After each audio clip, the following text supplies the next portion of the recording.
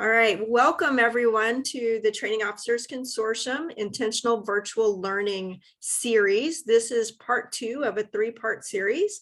We did have a webinar on January 10th, and this webinar today with Kelly Barrett.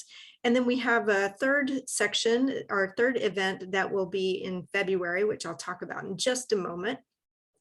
I'd like to introduce myself. I'm Shanda Adams. I am on the board of Training Officers Consortium, and I serve as don't laugh, our chief technologist, because I don't have all my technology tool belt on all the time, but I do the very best I can.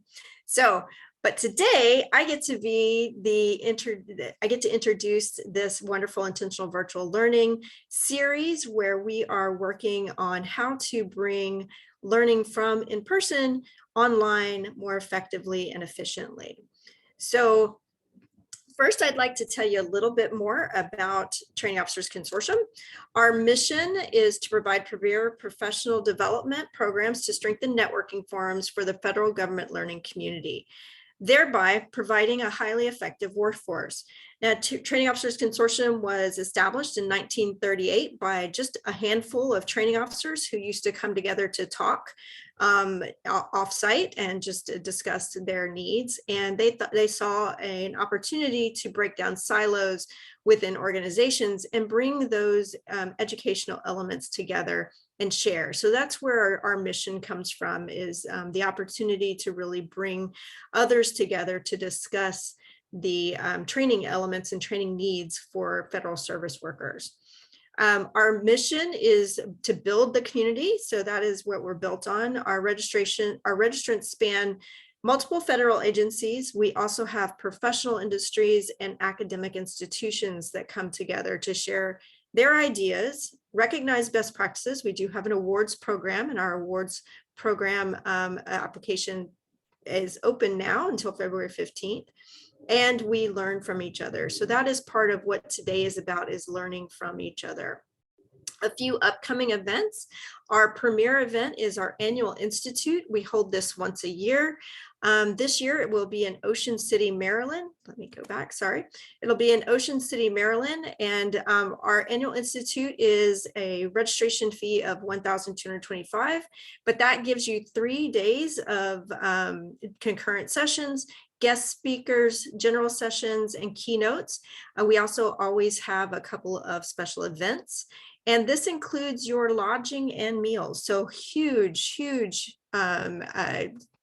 deal for that amount of information. We have a virtual option available too for $750, where you can join us from your own home. So that's our annual institute coming up in April 30th through May 3rd. And then we do have our third of the series coming up on February 14th for Valentine's Day. Sorry, my slides, this happened to me last time. Our Valentine's Day Intentional Virtual Learning Workshop. It will be from 9 a.m. to 1 p.m. It is in person here in Old Town Alexandria, and it does include lunch. This is included for everyone who's registered for our program year already. But if you have just the need to come to just a workshop, it is a $60 drop-in. So 5 hours with lunch. Some trained information systems designers will be talking to you about how to bring your learning from in-person to online. So that is a wonderful opportunity. Sponsored by our Diamond Information Systems. Before we go any further, I do want to introduce Erica Jacobs from the Federal Government Distance Learning Association. And I'm going to hand it over to Erica to tell you a little bit about this organization who we are partnering with today to bring this webinar. Hi, Shanda. Thank you. As Shanda said, my name is Erica Jacobs. I'm the interim Senior Vice President for the Federal Government Distance Learning Association, FGDLA. FGDLA is a nonprofit professional association that's formed to promote the development and application of distance learning in the federal government. The association actively fosters collaboration and understanding among those involved in leveraging technology and instructional media to support education and training needs of the federal government. So a lot similar to like what you're doing with Officers Training Consortium. So it's great that we can partner together and share these resources. We're focused on supporting federal government agencies involved in distance learning. FGDLA encourages application of all forms of distance learning media, as well as embracing innovative methods and integrating instructional technologies to meet the training and education needs of the federal government. Our membership is derived primarily from individuals employed by various agencies within the federal government, and for federal employees, it's free to be a part of our organization. And we're always looking for new and fresh faces and ideas and initiatives to provide networking opportunities. We also host monthly Government Learning Technology Symposium, GLTS webinars throughout the year. Our next one's going to be on February 8th with Dawn Mahoney. It's at 1400. And I did put our link on there. So if you want to check out our website, we're https://fgdla.us. Thanks. Wonderful. Thank you, Erica. And next, I'd like to get on to the main event. But first, I want to have our representative from Diamond Information Systems, Andrew Clark. Would you mind coming on? Tell us a little bit about Diamond and introducing Kelly for us. Certainly, I'd love to. Hi, my name is Andrew Clark. I'm part of the leadership team at Diamond Information Systems, and our company is an IT company, but in the past, over a decade, we've leaned very heavily into both cybersecurity, but also training. And as part of this training effort, we've really been actively researching what are the best methods for developing online learning, pre-pandemic and now post-pandemic, or current pandemic, how to address the massive amount of federal employees currently remote and keeping them engaged in everything. I've actually had the pleasure of participating in a presentation on what we're going to learn about today. And this is the sort of stuff that my company is very passionate about. So rather than me go too much into like our background and our bio, because it's all on the website, I'm going to post a link. So please take the time, visit our website, learn more about us. And if you're interested in learning more, just reach out to us. We're always interested in talking about training. And speaking about training and training development methods, I'm going to now shift into introducing today's speaker.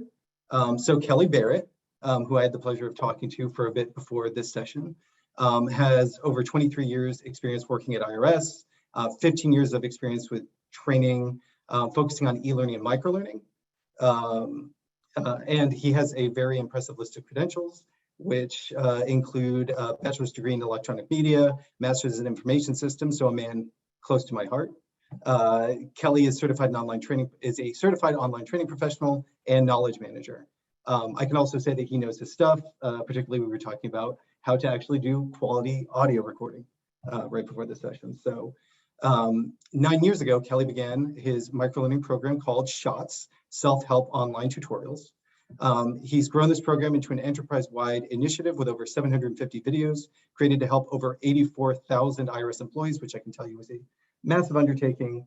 In 2021, actually, Kelly won FGDLA's Pioneer Award and has also won the Training Officers Consortium Innovation Award. So he's a two-time award winner. And with that all said, drum roll please, Kelly Barrett. Oh, wow. Thank you. That was awesome.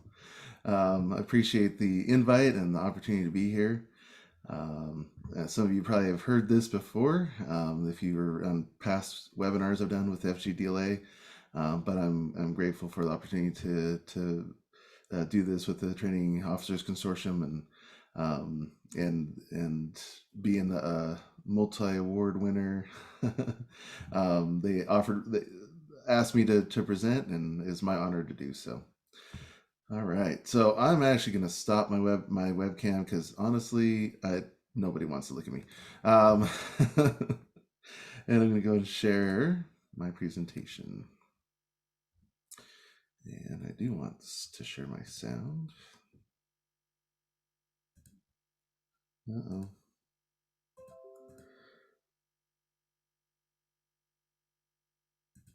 My share sound is not clicking, so that's going to be unfortunate. Anyway, we'll get going. All right, so as was mentioned, SHOT stands for Self-Help Online Tutorials, and it's been about 9 years that they've been going at the IRS. Started as a kind of grassroots program. I was doing e-learning project management with a different organization within the IRS, and I saw a slide. It was an articulate, and I saw slide 6 of 40, and I'm like, oh man, I feel sorry for the people that have to take this course. So what shots are, they're videos that are created by IRS employees, not contractors, and they're typically 3 minutes or less. This honestly saves a lot of money to the organization by having our own employees create the videos, and it allows those who know the work to capture their knowledge by developing these quick and easily shareable videos. And as was mentioned, I've been in L&E for 15 or so years, the last 5 in knowledge management. And then in 2013, I was doing that articulate course. And that's really when the SHOTS program came to be, and had to come up with an acronym, because as the federal government, we have to have acronyms. And so SHOTS seemed to be a good kind of attention grabber, and has kind of, like I said, taken off, and has grown into this service-wide and now kind of nationwide initiative, which is pretty incredible. And I apologize if you hear snoring. It's not me, it's my dog. Anyway, and then right before that, I'd actually attended an ATD conference session on microlearning, and they were talking about the research of Dr. Ruth Clark, and it was like the heavens opened and the light shone down, and I was like, this is it. It just clicked. I fell in love with the information that I heard during that session. And so I went back to the customer that was doing the articulate course on, and I was like, how, for the how-to information, instead of a bunch of still image, screenshots that nobody's going to remember a week later on the specific how-to, why don't we make some quick short videos that can demonstrate the steps, but live? And the customer was like, yeah, let's do it.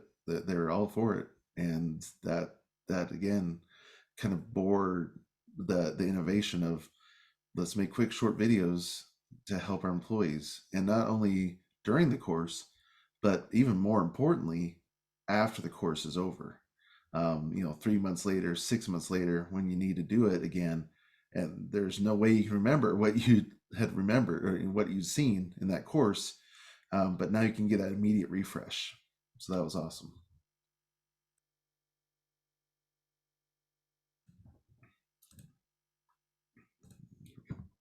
So I really like these webinars to be interactive. I really want you all to participate. So go ahead in the chat if you'd like. Please answer this question, or you can come off mute if that's a possibility. What challenges have you observed with classroom training?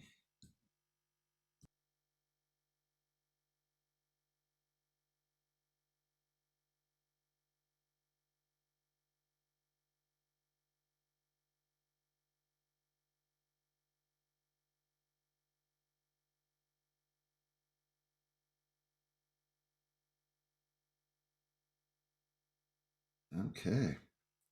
Wow, some really great answers coming in. Scheduling conflicts, absolutely. Keeping attendees engaged, for sure. Motivation to learn, lack of engagement, getting people to come. Yeah, that's for sure. Not everything taught in the classroom is used right away and tends to be lost over time. Cheryl, amen to that. Absolutely. I love that answer. Short attention spans, yep, for sure. My wife also works at the IRS, and she's a manager, and she was in a training class, and they had hired 13 new people into her team, and they were doing, it's tax examination, kind of important stuff.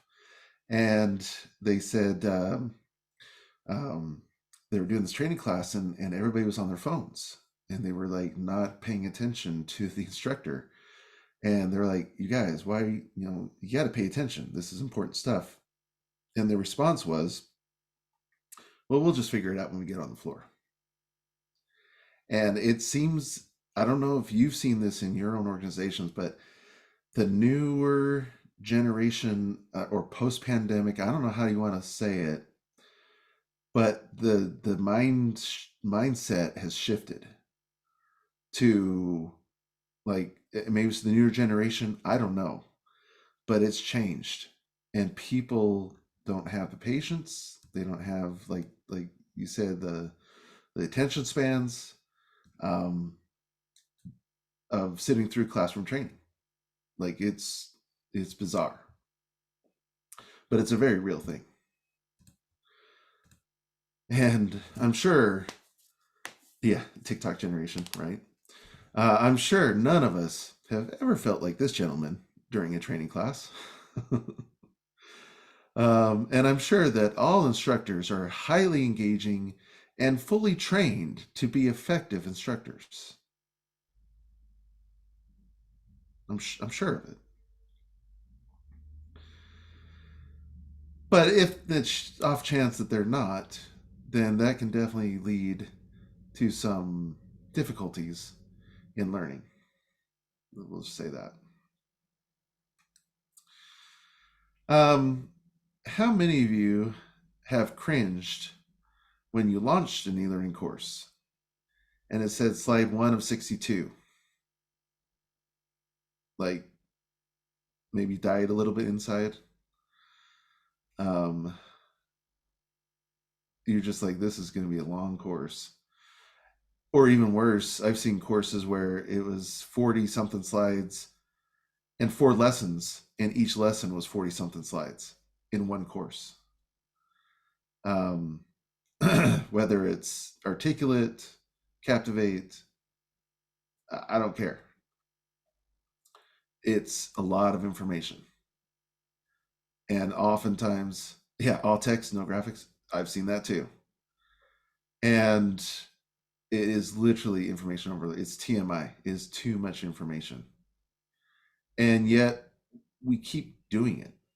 We keep working this way. And why? Because how it's always been done. Or how many of you have maybe cried a little bit inside when you got that virtual training invite and it was 2+ hours long, or multiple days, 8 hours a day, 6 hours a day over multiple days.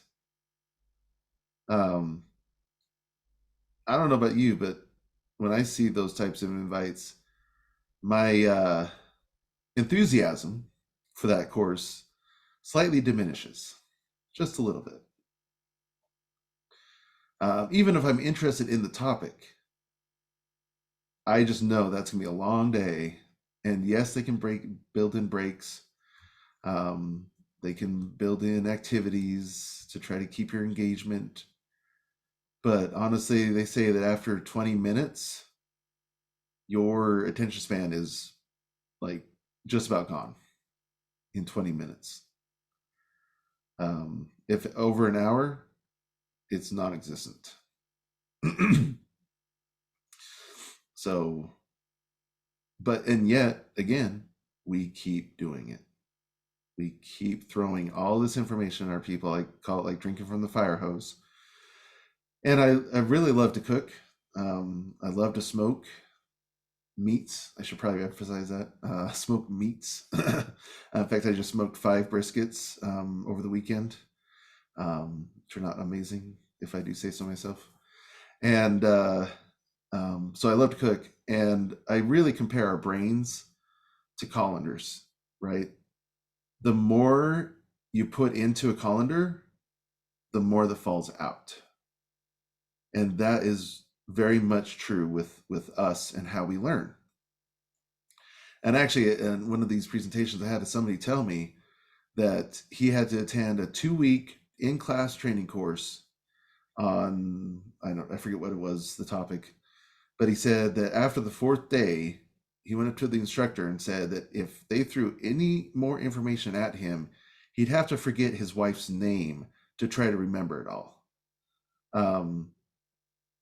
It's not effective, you guys. It's not effective. I don't care if you build in gamification or avatars or, make it as fun and exciting as possible. If it's too much and you get overloaded, you stop learning. If you're distracted by anything, your cell phone, somebody messages you, you stop learning. And so we've got to find a better way. So similar thing, but now instead of classroom, let's go virtual. What challenges have you observed? And I've mentioned a few, but what challenges have you observed with virtual training? Interaction goes down, absolutely. Multitasking, right? Yep. Home distractions, ooh, that's a good one. I like that. Especially during the summer when your kids are home. Yep. Ooh, platform limitations, that's a good one. I didn't even think about that one. And sorry for the Jets again. No input from attendees, yep. Now, sometimes, yeah, you can force them to be on webcam. But again, if it's over an hour long, that's going to be problematic when you see people like drooling and falling asleep. Participants don't know how to use the tech. Yeah, absolutely. And you spend the first 15 minutes trying to help people get their microphones to work or their audio to work, and they can't hear anything. And you just spent 15 minutes of instruction just doing troubleshooting. I mean, again, that's never happened to any of us, I'm sure, but it's a possibility. Too much text, yes, or really poorly designed slides or no instructional design whatsoever. Principles are followed. We've all been there. We've all seen these types of courses. Now, hopefully the things that we produce, the trainings that we produce are not like this. Cricket, silence from attendees, absolutely. Or too many ooh, David, I like that. Too many participants. That's interesting. I like that idea too. You guys are awesome. This is a great group. You guys are throwing out a lot of information. I appreciate it. And so talking about distractions, yes, is way too easy to become distracted. I mean, there's maybe some of you on this call right now that are multitasking and emailing your manager on some project that you need an answer to right now. It happens. Or you're messaging your coworker, what's for lunch, or actually, well, it is lunchtime for y'all right now, so or spreading the word about shop. Hey, if that's what you're doing, I am all for it. Keep going. Thank you very much. Love it. Manager requires we invite all 900 POCs or monthly meetings instead of bringing them down by organization. Yikes. That makes it difficult to get any kind of interaction, feedback. It's very easy to get lost in the fray. That's unfortunate. And again, there are tricks to try to keep attention spans, but again, I'm sure none of us have ever felt like this poor lady. But maybe once in a while, maybe once in a few times. But again, if you don't have virtual instructors that know these tips or tricks of how to keep attention spans, you're gonna lose people. And again, falling asleep, whatever the case may be, they stop learning. Or they're playing Candy Crush on their phones. They've stopped learning. As soon as they have stopped listening and paying attention, they've stopped learning. It's not yeah. And unfortunately, there's no way to stop or prevent distractions. Again, unless you force everybody on webcam. But that may not go over so well after a while. And so research shows that actually in 1999, I found the study where the 70-20-10 model really, I think, came from. And it was in 1999, the U.S. Bureau of Labor and Statistics in 99 said that 70% of learning occurs from informal learning. And that was in 99. So yes, I think some people say, well, the 70-20-10 model has been debunked. Yeah, I agree. I think it's now 80% of learning happens informally. And maybe 5% learning occurs from formal training classes, or 30% comes from asking help from those around you, like your coach, your OGI, or your peer. I'm so sorry for the jets, y'all. It's every time I present, I'm not even kidding. Like, it's like the Air Force knows. Oh, he's getting on a webinar. Send the jets. I'm so sorry.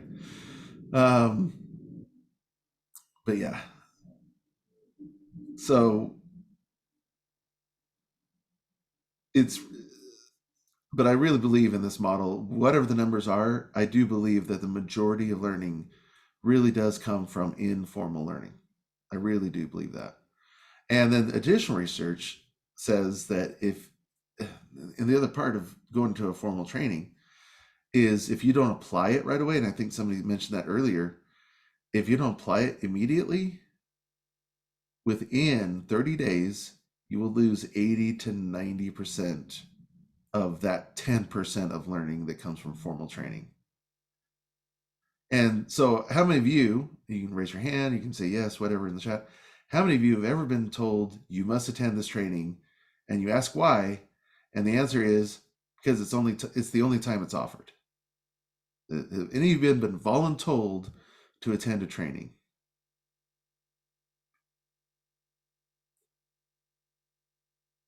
Yeah, mandatory training. Yeah. That is the epitome of the worst reason ever to attend training. Because one, you don't have the buy-in. Two, it probably doesn't have anything to do with the current job you're doing. Three, you can't apply it right away. And if you ever do, you've forgotten that information after a month.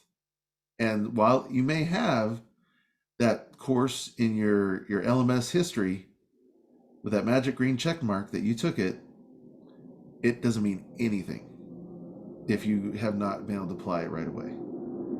And so we keep doing this same methodology, same training, same process. And it's a multi-million, probably billion-dollar industry that keeps focusing on that 10%. Why? I don't know. But I'm trying to change it, one webinar at a time. So, and somebody mentioned mandatory training. My favorite question to people is, can anybody remember what was on slide 5 of one of your mandatory training courses? Does anybody know what was on slide 5 of any mandatory training you've had to take? And you probably had to take it every year for the last 20 plus years or however long you've been there. I have no clue. And again, we put a lot of time, money, energy into these trainings that people can't remember. They get the general idea. And I'm not saying that we shouldn't do formal training. I'm not saying that. I'm saying that formal training is great for relaying concepts, ideas, but the how-to, the nitty-gritty, the step-by-step should not be in formal training, because people really will not remember it.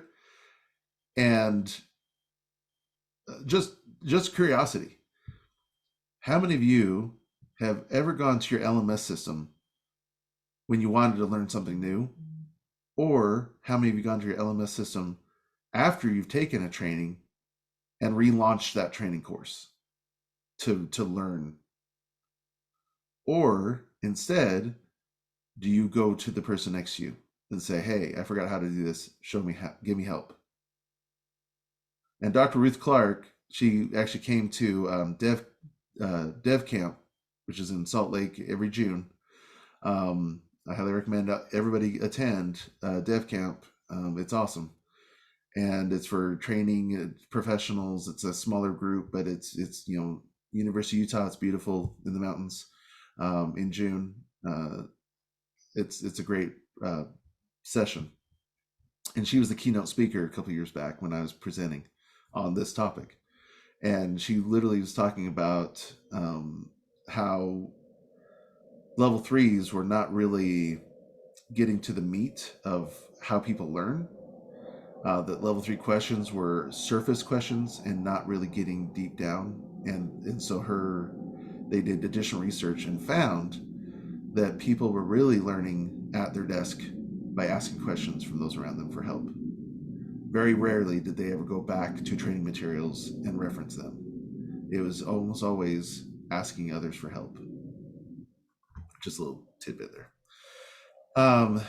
So the Taxpayer First Act, which was recently passed, specifically calls for the IRS to streamline its training processes, and the Inflation Reduction Act has actually provided the IRS money to modernize and improve its employee and taxpayer experiences. Due to these new laws, we have actually realized that training is an area that is critically needs to be revamped. But what does that mean, and what does that look like? And again, I've said it, we can't keep doing things the way we've always done it. We really need to take a hard look at what's truly effective and begin the training evolution into on-demand, just-in-time, informal training. I love this infographic. I don't know where I found it. I've had it for years, but I love it. I think this is a very good comparison table between traditional and microlearning, which I truly believe microlearning is the future of training and learning, not just the IRS, but everywhere. That's why I'm doing this webinar. What stands out to you? Like, what comparison hits you? Is there anything that really jumps out at you? Cheryl says time. Absolutely. 60 to 90 minute segments, 1 to 3 minutes. Kind of slight, a big difference there. Shanita, when you need it. Absolutely. Oh, girl, that is what I'm talking about. When you need it, that just in time, on demand. Self-directed. Yes. And it really doesn't say it here necessarily, but it's not just self-directed, but it's the buy-in. You really get that buy-in when you're the one trying to find the answer to your own question. Again, nobody's telling you to go find the answer. You already want to find the answer, and you're going out to find it on your own, hopefully. And I kind of compare this to outside of work. So outside of work, where do you all go to fix something, to make something, to build something? Where's the first place you all go? Google, YouTube, internet, right? Some people may say lynda.com, awesome. Pinterest, yeah, right. Call your dad, yeah, that's it, right. Phone a friend. TED Talks, yep. But a lot of us, especially if it's to repair something, fix something, whatever. I was finishing my basement, and I didn't want to spend a lot of money. So I went to YouTube and learned literally taught myself how to frame, how to hang drywall, and did it myself. When I built our house, I didn't want to spend the money that my neighbors were to install a vinyl fence. Literally went to YouTube and learned how far apart to dig the post holes, how to line it up, how to put the two ends in first and draw the string across so that all the posts in between are the same height. Like, it was awesome, and I did it all myself. It was a lot of work, I will say that, back-breaking work. But my fence, you would never know that it wasn't installed professionally with the rest of my neighbors. It's nice and straight, and it looks amazing, if I do say so myself. So yeah, a lot of us, when we want to learn something, we go to videos. We go to that resource on our own. Again, nobody's telling us to go, to attend that training. We inherently have that built into ourselves to do it. And so microlearning, and I love this infographic or this video. There's an article called Microlearning, the Key to Training Frontline Employees. And if anyone wants to read it, go and search for that. And it's in there, it states, as an employee training approach, microlearning is extremely effective because it's a form of active learning. Active learning is roughly twice as effective as passive or traditional teaching methods for gaining an understanding of a subject matter. Awesome quote. I'm going to frame that and hang it in my room. And again, that was these videos that you're seeing, I got from Getty Images. If anybody's interested, I had it on the first slide, but we have a subscription service with them. So if anybody's curious, that's where I got these videos from. They have thousands of stock videos, and I really love using them for presentations because it's far more interesting to look at than just still images, I think. But honestly, active learning, I think that's the key that makes microlearning so impactful. And then a trial was actually conducted with over 1,000 participants from 4 U.S. medical schools that showed that microlearning actually improved their retention of medical knowledge by 170%.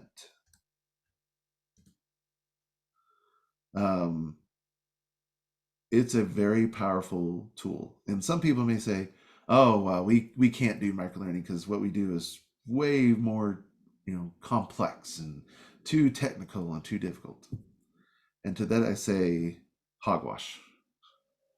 That is not true. It's just that people don't want to change what they've always been doing. They want to keep doing what they've been doing, even though it's not effective, but they want to keep doing it.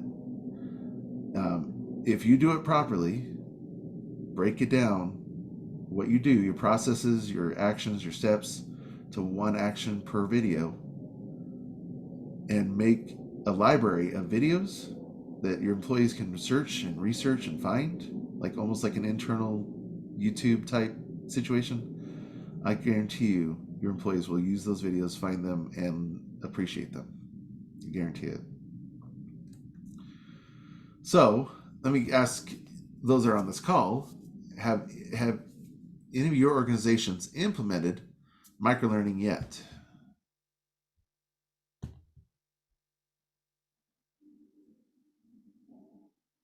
Okay, so Stephanie says yes. Colin, a few of you, it's kind of almost 50-50 so far. Erica says somewhat. Tech bits, I like that. That's cool. Not even close. Okay. Learning's gotten shorter, but basically hour long versus half day or all day. That's a step in the right direction. That's good to hear. I'm going to follow this up with 2 Minute Tuesday. That's cool. I like that. If you haven't yet, would you wish that they would? I guess is maybe a question.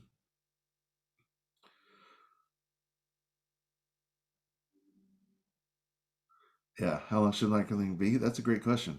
I would say microlearning videos, kind of what shots are primarily, because honestly, I hate to say this, and I said this before the this webinar began, people don't like to read. I mean, seriously, half of us don't even read our emails. One day my manager is like, hey, where's this thing I asked you for? And I'm like, wait, what? You asked me for something. And I went back to the email and it was like in the 4th paragraph. And I just didn't get down that far. I just didn't read that far down. I was like, oh, whoops. Sorry about that. I'll get that to you right away. But really, we want to watch videos. And there's actually some research that shows that people much prefer watching a video over reading a job aid or a guide or a manual or what have you. People would much prefer to view videos. I mean, just look at your kids. Somebody mentioned earlier, TikTok, YouTube, the new generation. That's how they learn. Everything is through video. And we really need to, again, move to this future state for them, or we're going to alienate them, and our job retention is going to go out the window, because they're not going to stand for sitting in long, boring trainings in classrooms or virtual long, boring trainings. They're not going to do it. They'll go find other jobs. So we've got to move into the future. So again, I mentioned a video library resource. This is our SHOT site. It's a centralized site. It's based on SharePoint Online. IRS just recently started moving to SharePoint Online. I actually really enjoy it. I love using SharePoint Online. It's a little slow. I mean, it's SharePoint, but the videos are great. The transcription is awesome, because SharePoint will actually generate the transcription, or stream anyway. It's built into SharePoint. Will build in the transcription for you, and it's like 95% accurate, which is awesome. So you don't have to transcribe yourselves in your videos. And I just open up the transcription. I'll download it, open it up in Notepad, and edit it, re-upload it. Now it's like perfect and nice and clean. It's awesome. I love it. We have a row there at the bottom is for new videos that have been posted. So any new video gets shown there along the top. Or you can view the SHOTS library with that link off to the right. And then below that are actually additional rows, like for new hires. And so we have a whole section, and we can, with SharePoint, you can tag videos so that they're separately for new hire new hires. Oh, sorry, it says too small to see. So some of these are systems that we use at the IRS, like Finesse. I'm not really sure what that is.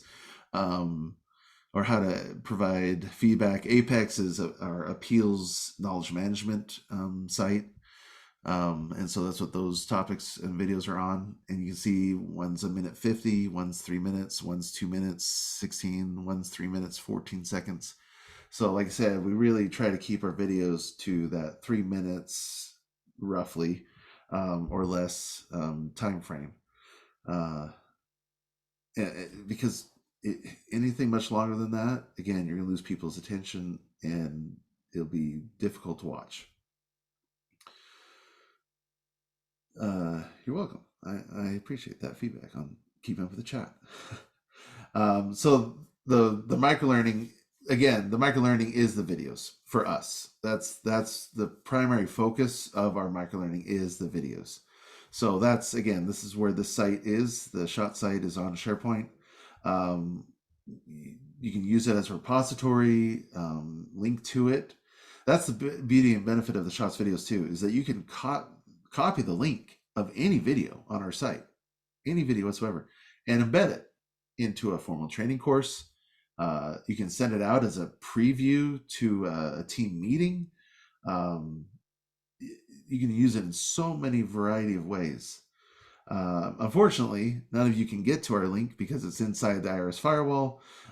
So unless you're at the IRS, then I can send you the link. But if you're not, unfortunately, you won't be able to see it. That's why I did put the screenshot here, so at least you can see what our site looks like and try to make it visual and, kind of fun to look at. But yeah, and then you can see, you can click on a video and view how many views it's had. Yeah, nobody wants to look at lists and libraries in SharePoint. Like make buttons, make videos, have icons and things. Now the one downside, and I'm going with Sharita's question on how do you know how many people are viewing it. That's the one downside to SharePoint for us, is that you can't grab, it won't generate a report of how many views videos have had, because SharePoint will give you reports of page views, but videos are files. It's an MP4 file. That's all it is, literally. And at least our version of SharePoint anyway, does not have the ability to export file views, unfortunately. So unfortunately, I can't get a total view count unless I went to every single video on our site and looked at every view manually every month. Yeah, that's not happening. But we do have over 750 videos to date on this site. And it sounds like a lot. We've just scratched the surface. I mean, really, we've just scratched the surface. There's so many topics. There's so many, and just think about your own organization. It's crazy. Now, before we moved to SharePoint, we were on a different server, and that contract ended, which is also another reason why we had to move to SharePoint. That site did give us views, and before we moved over to SharePoint, we were averaging about 40,000 views per month with our own internal workforce of about 84,000 employees. Like, amazing. 40,000 views a month. Those are total views, not unique views, but awesome. Yeah, keeping the information up to date. Yes. So that we rely on feedback. So we have a feedback button. So if somebody sees a video that's outdated, then they can send us a message and say, hey, this video has been outdated. We can go back to the customer that had created that video and say, hey, this video, or sometimes the customer wants to come to us and say, hey, this site has been updated. We need to redo the videos. Okay, no problem. So that happens all the time. And so not only are we making new videos, but just to that point, we are also revising videos that have become outdated, or a new system is in place. For a great example, we used to have Skype for Business at the IRS. About 2-3 weeks ago, they completely removed it, and now we have Microsoft Teams. And the funny thing is, I went to the IT group that was rolling out Teams, and I said, hey, we're here if you need us to make shop videos on Microsoft Teams. And their answer was, no, we're good. Microsoft has created all these videos on how to use Teams, so we'll just send all the employees to these Microsoft videos. And I said, okay, good luck with that.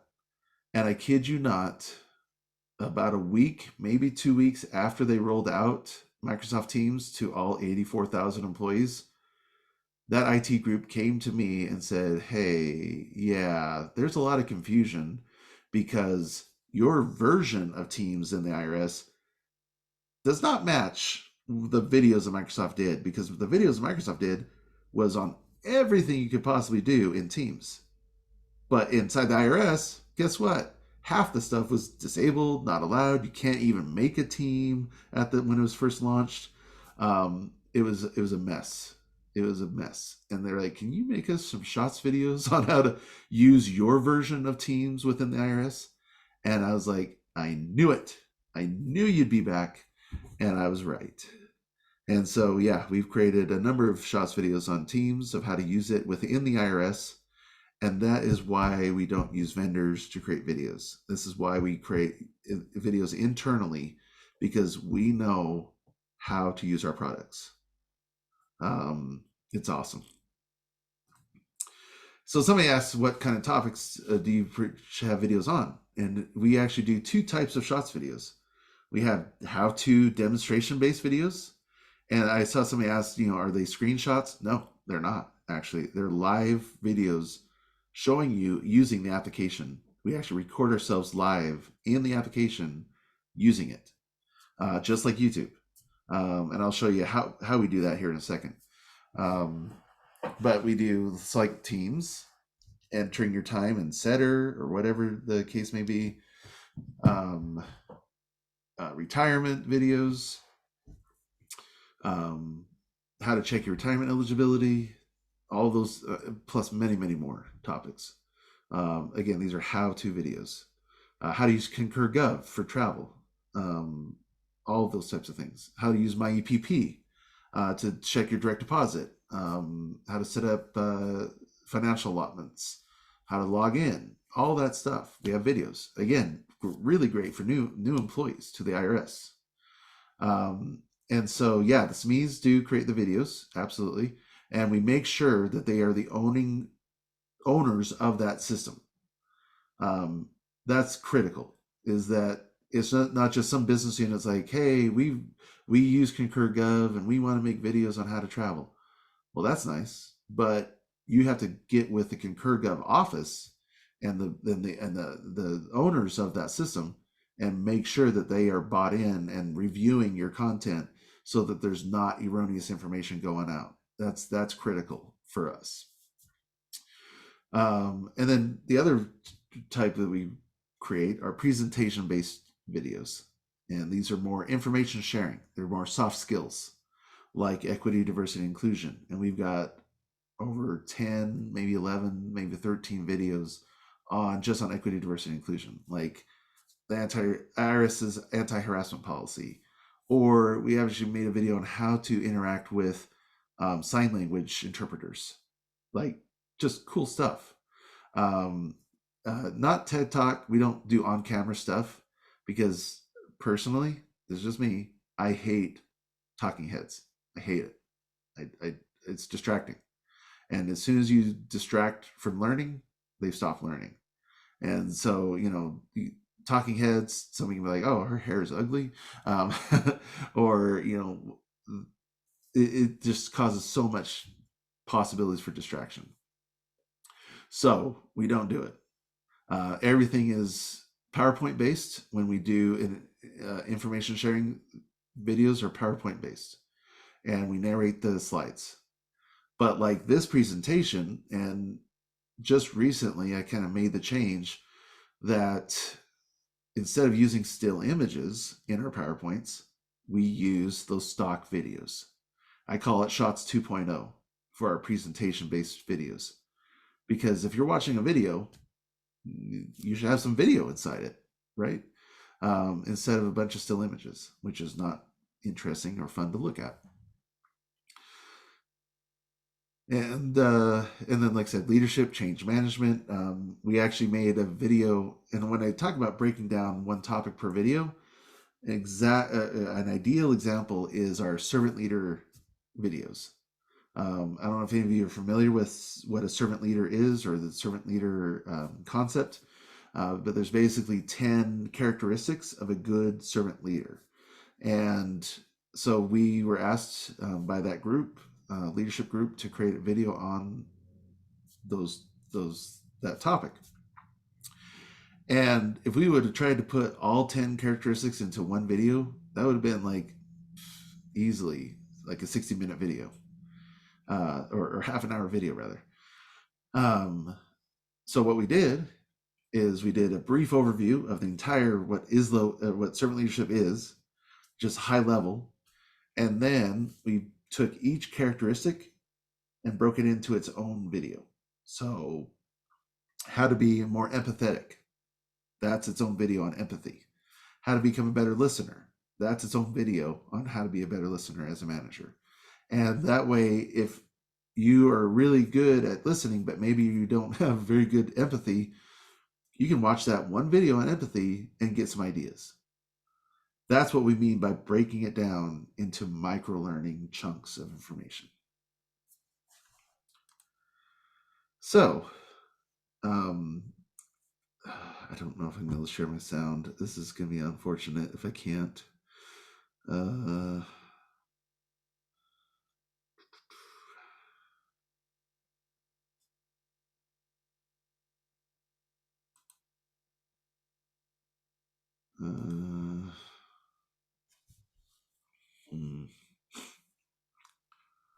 Anything I can do to help, Kelly? Yeah, it's grayed out, the share sound option, and I don't know why. Anybody?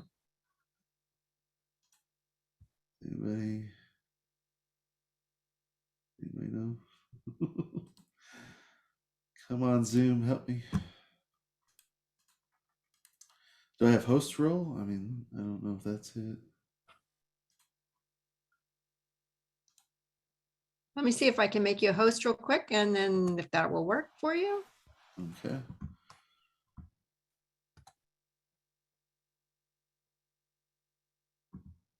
Okay, All right, let's see. there you are.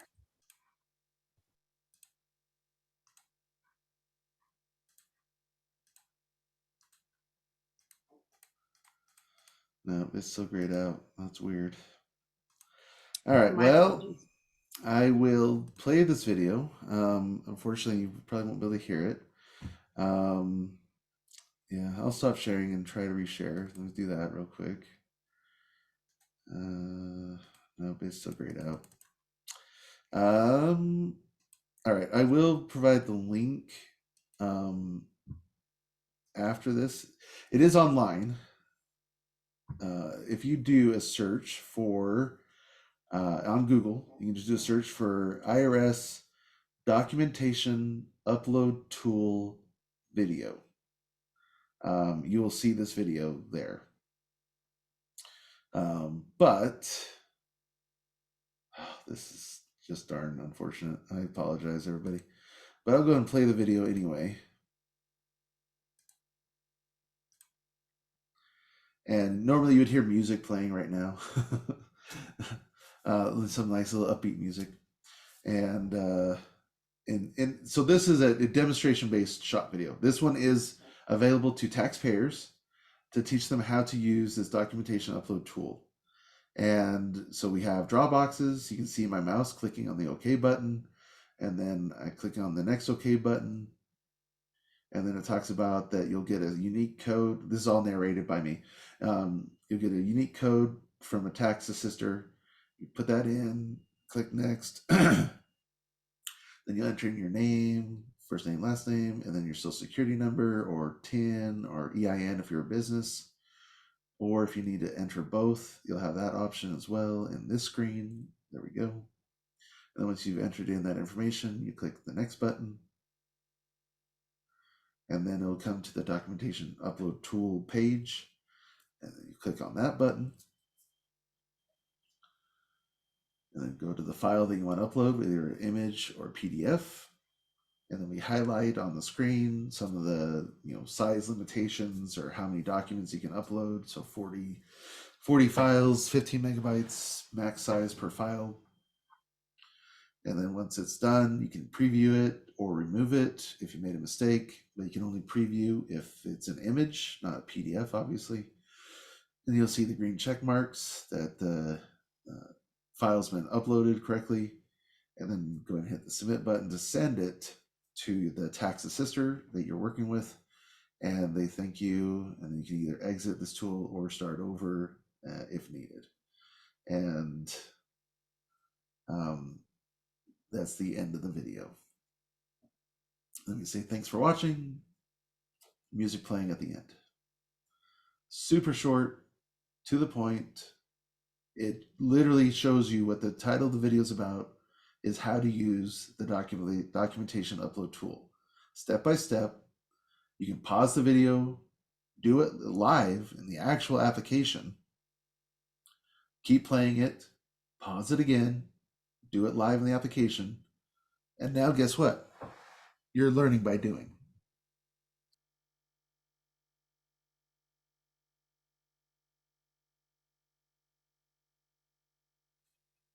So again, I apologize that you couldn't hear that. I wish you could have, but I basically narrated it for you anyway.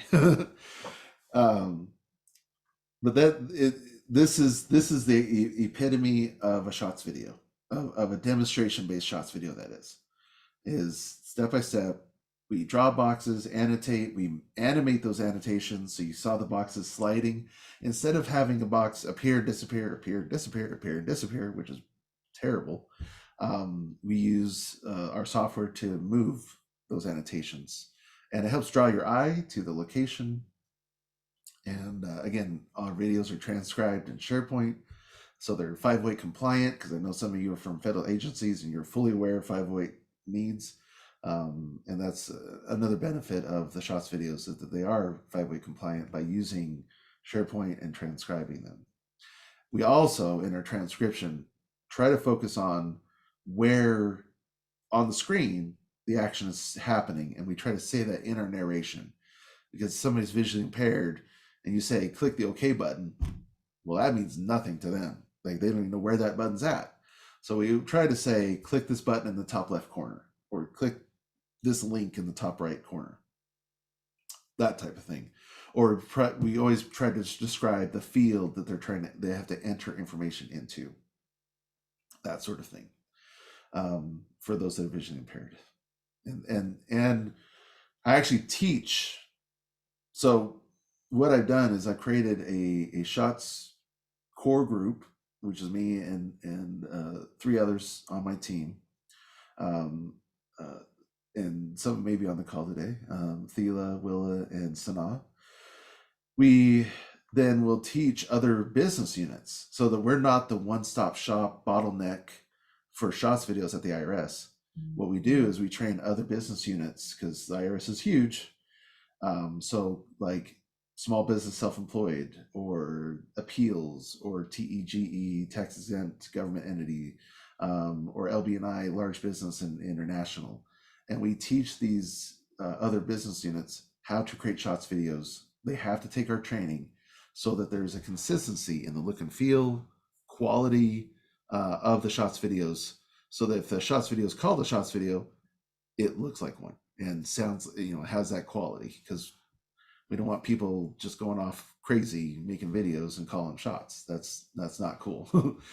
Because we really do pride ourselves on our quality of our videos, and so they have to take our training and get the software to do it.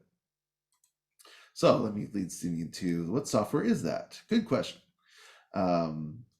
This is somebody asked, can you use Captivate? No, absolutely not. I'm sorry, I'm going to blaspheme right now. I hate Captivate. I hate it. I hate it. I hate it. It's so hard to use. It's not user friendly. No, don't do it. Camtasia is cheaper and far, far easier to use, especially for these types of microlearning videos. Captivate is great if you're going to do simulations. That's about the only time I would ever use Captivate. But even then, I'm going to say this out loud, simulations are not effective. I know I get blasphemed again. I'm sorry. Simulations are not effective because it's a fake environment. It's a fake environment. Using Camtasia, using the SHOTS videos, watching the video, pausing it, and then doing it in the live application where you don't want to make a mistake because it's not a fake environment, where if you do it in Captivate and it's fake and you make a mistake, oh well, no big deal, do it 3 times wrong and you move on. Did you learn anything? Probably not. And again, if you took Captivate and you don't actually use that system 3 months later, guess what? I don't care if you took that simulation, you don't remember how to use it. Not all the steps. So having Camtasia, having that video when you need it, when you're using the system and the application, far more effective, because you're using it just in time, on demand, when you're in the actual system. Way more impactful and effective. Sorry, I got on my little soapbox. I apologize. I've had some debates on this topic with other e-learning developers, and anyway, there we go. So Camtasia, love it, love it, love it. And I'm not getting paid by Camtasia. I wish I was, but I'm not. And but I just love it. It's a great screen recording application. I narrate my videos as I record myself using the system. If I can't get access to the system, then I'll do a screen share with somebody that can, a subject matter expert, what have you, and I'll record with Camtasia them using the system, and then I'll narrate it after the fact. There's lots of ways around that situation. Then, once I have the narration cleaned up, edited, everything looks good. Then I'll export the audio out of Camtasia as a WAV file and bring it into Adobe Audition and do additional audio cleanup where I take out noise reduction. I take out breath sounds, any weird clicks or ticks or things like that of my tongue, which everybody does. Love Audition. It does cost. Some people use Audacity because it's free. Whatever tool you want to use, that's great. I just really love Audition. I think it's like the best audio editing tool out there for money. But it's and again, I went to college. Broadcasting is my degree. Used to use Cool Edit Pro before Adobe bought Cool Edit Pro and turned it into Audition. So I've been using Audition since college, back in 2003 or whenever it was like graduated. So yeah, love it. Love it, love it, love it. Audacity is that cheaper tool. Audicity, I want to say that's how you spell it. It's a free application. And then critical to any narration is a good microphone. And the Blue Yeti which is what this picture is, YETI Yeti, is what I typically use, and I'm actually using for this presentation right now. And I love to do this kind of example. I'm going to change my audio, and I'm going to move over to my headset. Here's the difference of audio between my headset and the Blue Yeti that I was just using. Right? Isn't that crazy? It makes a huge world of difference. Never, ever, ever should you use your headset to record narration. Ever. I know. That's my favorite part of the whole presentation. I'll switch back. Yeah, the Yeti just really picks up that richness. Please go back. Thank you. It really picks up that richness. I like to say the deep bass of my voice. I love the tone. Just one T, YETI. I love it. I love it. I love it. Like sound like Barry White over here. Just kidding. I do not. Okay, so storyboarding is the next step of the process. You got to have a storyboard. That's what we do when we're working with our SMEs. Is we ask them for a storyboard. Now, if they're doing a presentation, again, it's PowerPoint based. To keep it to that 3 minutes or less time frame, typically. Now, we give a little free leeway when it's a presentation because, again, it's more information sharing. So, if it goes 4 minutes, okay. But we really try to keep them tight on their content. And see, I should not have shared all the information because now everybody's multitasking and looking up the Blue microphone, the Blue Yeti microphone. Dang it, that's my fault. I apologize. So everybody's distracted. So let's get everybody back. You can look it up later. No, I'm kidding. No, you're fine. I'm just messing with you. So 10 slides, 12, but around 10 slides. That's it. And this, people talk about rapid intake, rapid development, like e-learning, rapid development.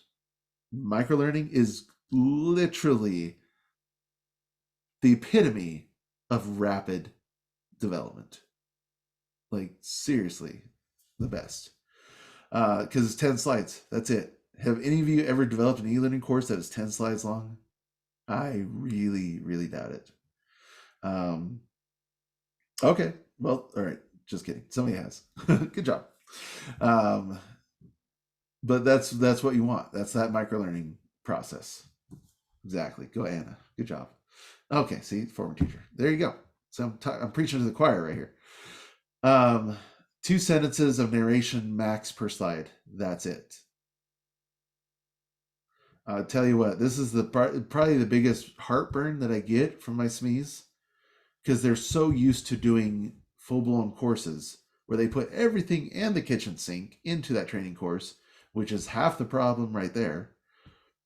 2 sentences per slide, that's it, of narration. Anybody know why? Why would I say that?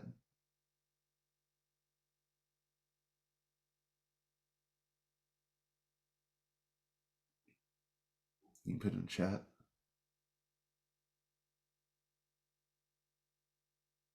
Yes. Keep it brief. Yes.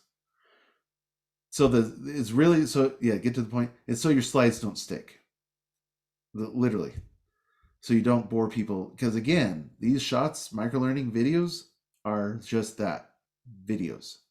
They're not supposed to stick and be boring and talking head go on for 5 minutes on one slide. Like, yuck. Don't do that. If you have to put text on the slide, follow the 6x6 rule. I don't know if anybody's heard of the 6x6 rule, but it basically says that there should be no more than 6 points on a slide, and those points should be no more than 6 words long. This slide is an epitome of that 6x6 rule. There's 6 points, and none of those points are longer than 6 words. The slides should only reinforce and back up what's being said. That's it. That's all the slides are supposed to do. Never, ever, ever, ever should you have word for word what's on the slide with what's being said. This goes back to Dr. Ruth Clark and her research on cognitive overload. Your brain wants to do either or. It does not want to read and hear at the same time. Because usually you're going to read first, and you're going to read faster than the person speaking, and now you're stuck listening to what you've already read. Not good. Cognitive dissonance. So don't do that. And don't use bullet points. Please, please, please, please don't use bullet points. Like, as soon as you see bullet point, boring, don't use bullet points. Use smart art like this one. Make it visually interesting for the people watching and taking part of your videos, if you have to use text. And then videos or images, no clip art. We're not in kindergarten, people. Please don't use clip art. Real images, image says 1,000 words, right? That's why it's important. Yeah, 508 is also important. I agree. Absolutely. Yeah, thank you, Jolly, for providing that.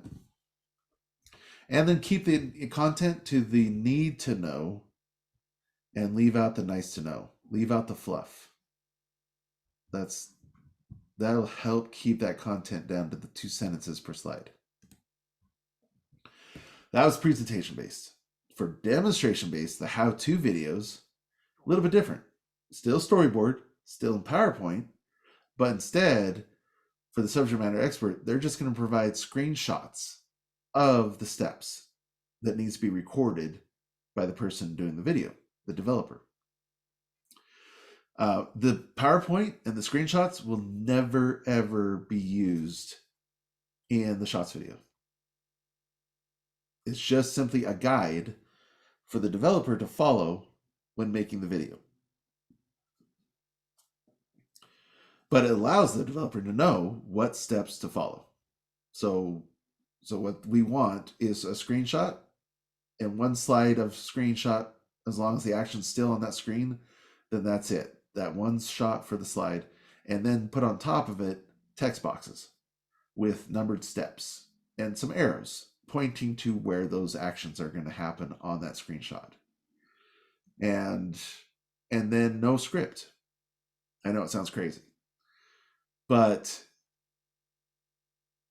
I love the videos where you're being talked to, not talked at. And what I mean by that is, if you're going to show somebody how to do something, then just talk your way through it. You're going to click over here, you're going to click over here, you're going to enter this in this box, in this field, you're going to click the OK button here at the bottom. That's just follow the steps. That's all you should say. is just say what the steps are. How does it take an employee to plan storyboard and then how long? Sorry. Okay. It really depends on the subject matter expert. And sometimes the storyboard's already built as a job aid. Job aids are already like really great storyboards for shots development. Like seriously. And here's an example. This is like a prime example of how to use ZoomGov, for instance. 1, once it's open, ensure you're on the home screen. 2, click the schedule button. This is videos on how to schedule a meeting in Zoom. And then the next slide over to the left, which I can't show you because it's just a screenshot, but is the next screen that you would see once you click the schedule button. And then the text box and arrows are pointing to the sections or areas of those steps. And then slide 3 is the scrolling down to the bottom and the steps you have to do there. And then slide 4 is Outlook when you're sending out the invite and what you need to check there. This is a prime example of a great storyboard for a how-to video. It's just simply a screenshot with some text boxes and some arrows. That's it. That's all we need.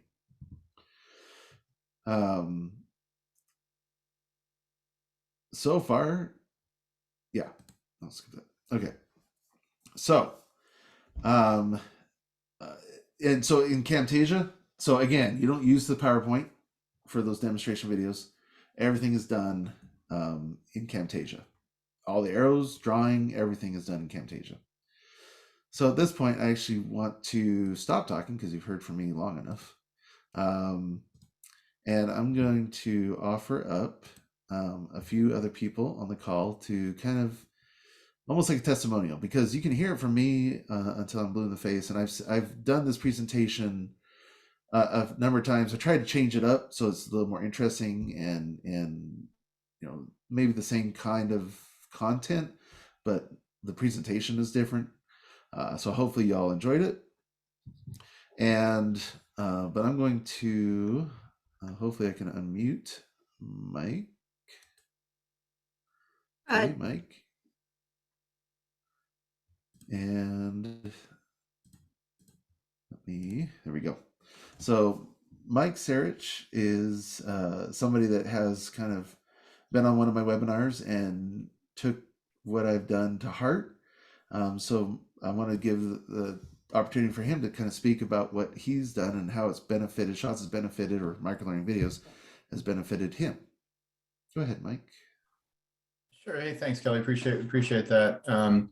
So really just in a nutshell, I work in the FOIA space, the Freedom of Information Act, and we have a number of folks that come into the field that are new, and to kind of shorten the learning curve, right? To make that not as steep of a curve, and kind of let's use our favorite term, flatten the curve. We use videos to give folks the that information up front and get it to them quickly. Kelly, I really liked your story about doing a fence, right? Like, you know, whenever you're looking to do something in your whenever I'm looking to do something, I should say, whether it be change a faucet or those kinds of things, you always go to YouTube and find that exact precise minute of the video. It's always tagged out for you, right? That how to do this operation. And if you see it done in front of you and then you go do it, you really remember how to do it. And you don't need to wade through. So in our case, there's about 1,000-page book on FOIA that people can kind of work through with a lot of footnotes. It's a lot easier to just hit a video for a couple of minutes and say, okay, that's exactly what I need to know. That's the authoritative guidance.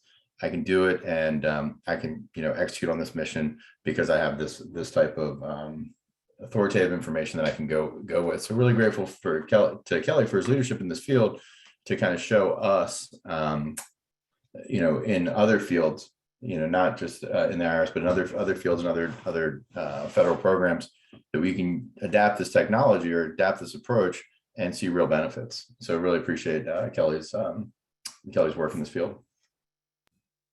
Awesome. Thank you so much for saying that.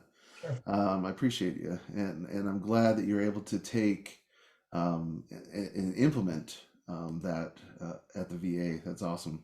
Yeah. All right. So next is Melissa, but unfortunately, Melissa had to drop from the call. I just found out, so we will skip her. I'm going to go to Robert, and I think this is you, Robert. Robert, can you go off mute? Hey, good afternoon, Kelly.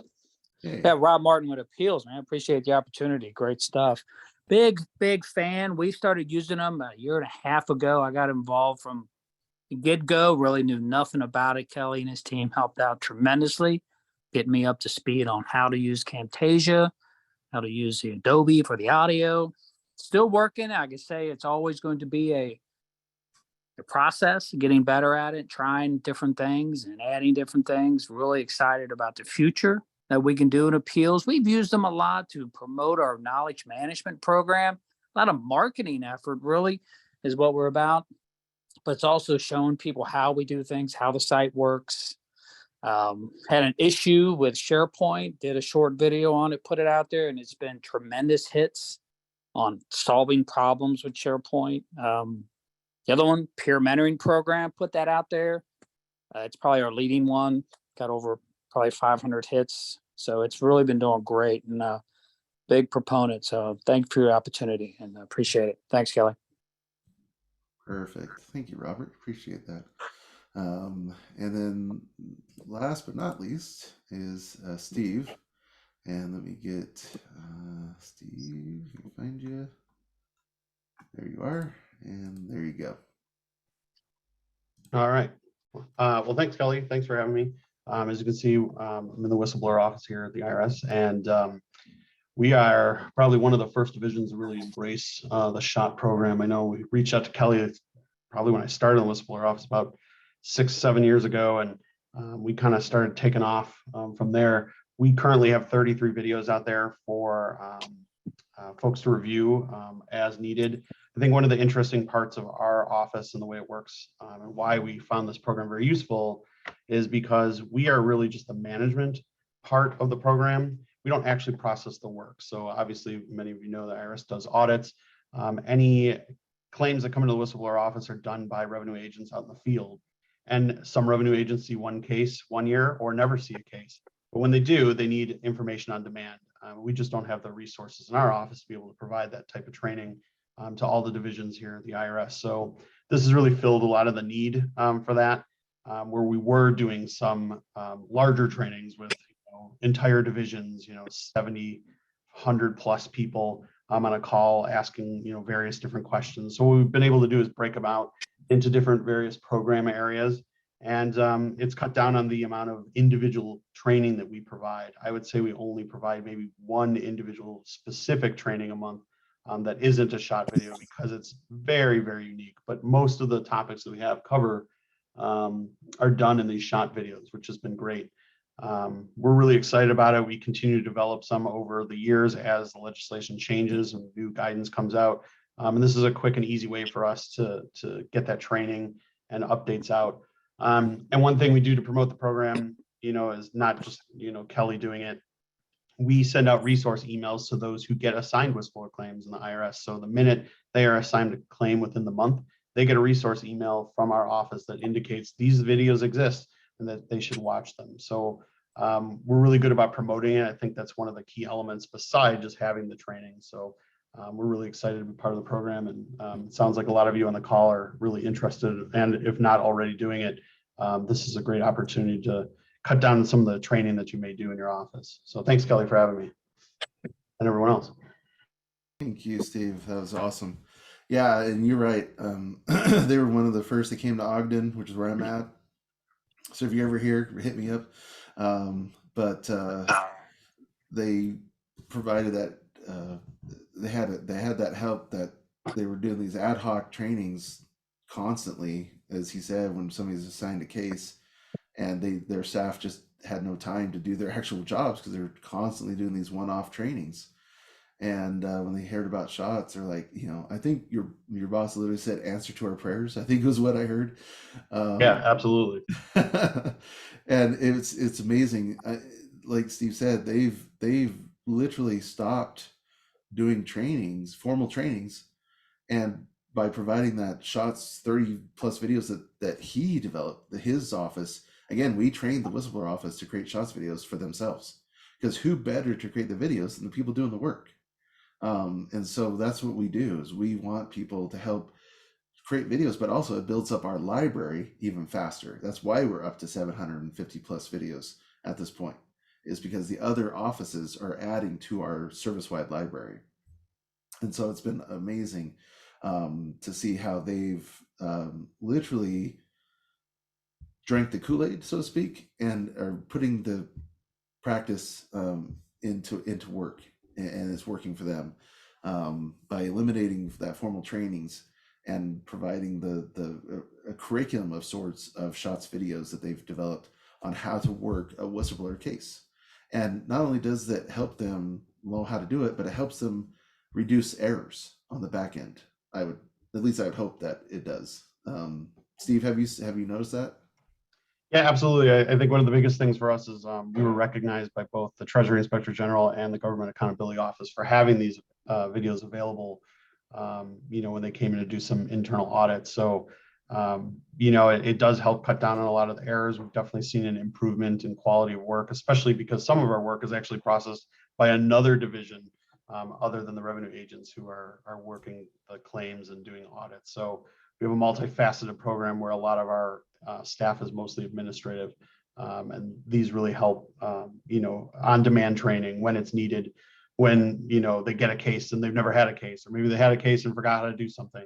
Some of them are just real specific tutorials on how to fill out the form correctly so it doesn't get sent back to them 6 times. But that is really helpful. It really helps them, cut down on the error rate. So yeah, I agree, Kelly. Perfect. That's awesome. I'm grateful for everybody that shared their feedback today. Thank you all. And that's pretty much it for my presentation. So I'm going to head on over to my question slide. It looks like we're going to end right on time, so that's perfect. And questions in the chat, I see a few. So how many licenses? At the IRS, we have about, I want to say it's 160 licenses available for the software here. But again, that's for 84,000 plus. As we're hiring more people, it's going to even be even more critical.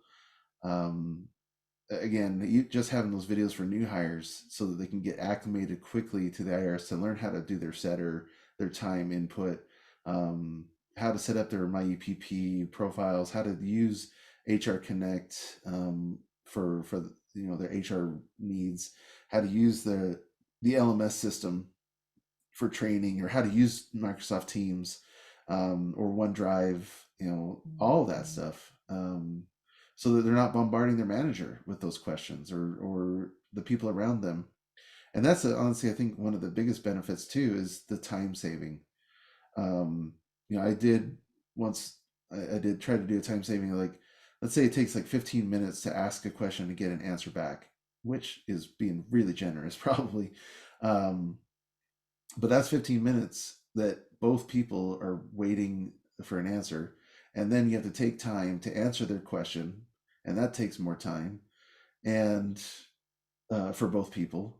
And now that expert is no longer doing their work because they're answering that question. And so they're not being as productive. So I took, average of 3 minutes for a shot video. That's like 12 minutes of time savings, theoretically. And I took how many views we'd had that year of shots videos, did some math, and took the average GS6 wage at the IRS and multiplied it all out, and it ended up being something like $4 million of time savings of just watching shots videos.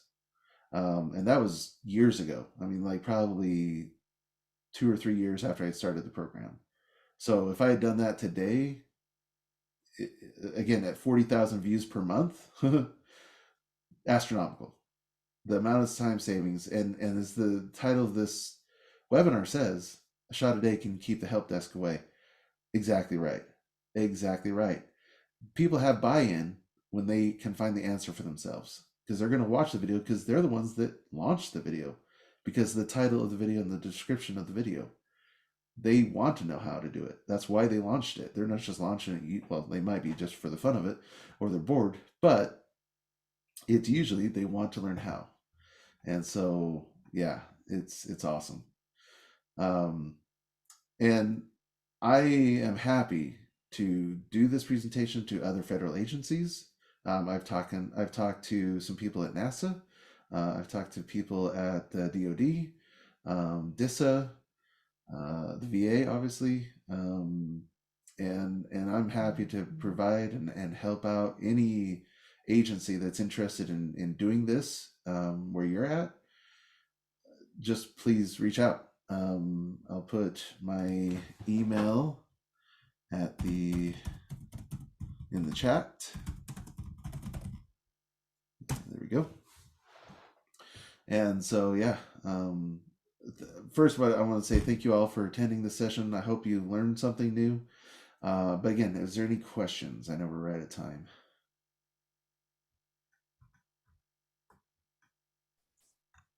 Thank you, Kelly. This You're is welcome. Shanda. Hello again.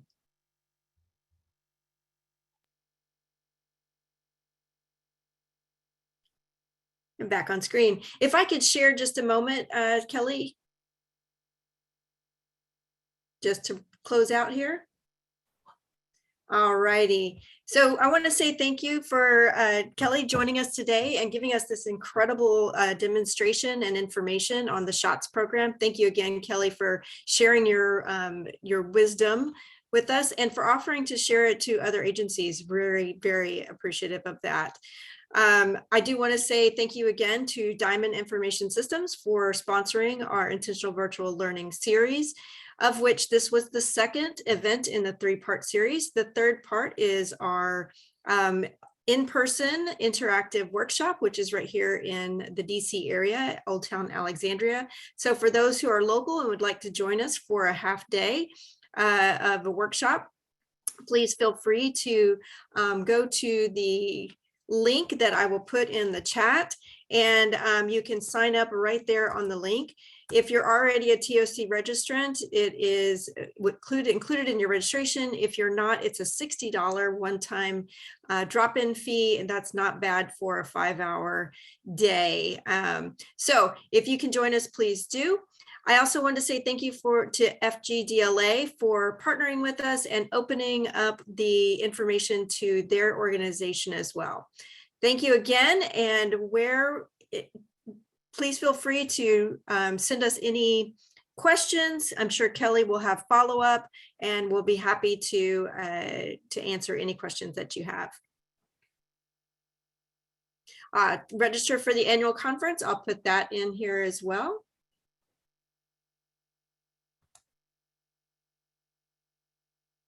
And our annual conference is from April 30th to May 3rd, and it'll be in Ocean City, Maryland this year.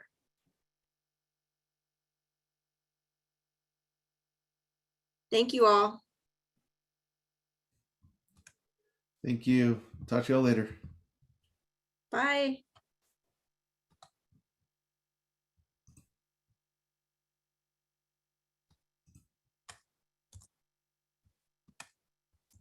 And conference registration is in the chat.